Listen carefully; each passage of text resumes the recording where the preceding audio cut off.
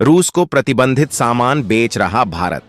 यूरोपीय संघ ने जताई आपत्ति। यूरोपीय आयोग की अध्यक्ष Ursula von der Leyen Bharat में हैं, जहां वो भारत और यूरोपीय संघ के बीच मुक्त व्यापार समझौते पर चर्चा करेंगी। बताया जा रहा है कि इस दौरान यह भी चर्चा होगी कि भारत रूस को दोहरे इस्तेमाल की वस्तुएं दे रहा है जो उसकी युद्ध मशीनरी की मदद कर रही हैं। यूरोपीय आयोग की अध्यक्ष उर्सुला वॉन डेर लेयेन गुरुवार से भारत के 2 दिवसीय दौरे पर हैं।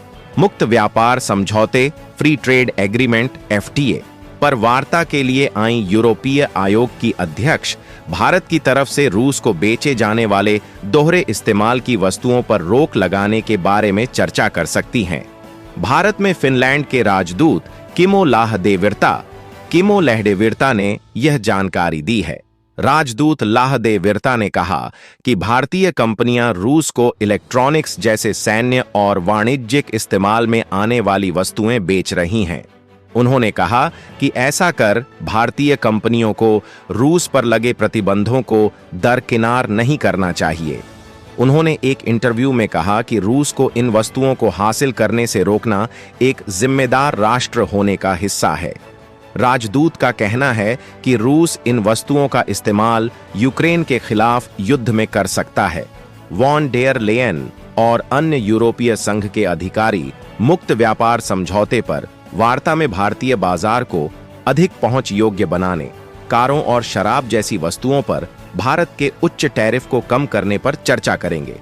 यह जानकारी यूरोपीय संघ के एक अधिकारी ने इस हफ्ते की शुरुआत में दी।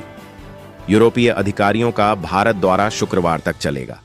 फिनलैंड के राजदूत लहडेविर्ता ने कहा कि भारत यूरोपीय संघ से आने वाले सामानों पर भारी टैरिफ लगाता है। उन्होंने कहा, भारत में उच्च टैरिफ निश्चित रूप से यूरोपीय संघ के लिए चिंता का विषय है। राजदूत ने कहा कि भारत और यूरोपीय संघ के बीच व्यापार बढ़ने को लेकर सकारात्मक प्रगति दिखाई दे रही है। उन्होंने कहा कि हालांकि टैरिफ और गैर टैरिफ रुकावटों में कटौती के बिना किसी तरह का मुक्त व्यापार समझौता संभव नहीं है। भारत और यूरोपीय संघ के बीच मुक्त व्यापार समझौता वार्ता 9 साल तक निलंबित रहने के बाद 2022 में फिर से शुरू हुई थी।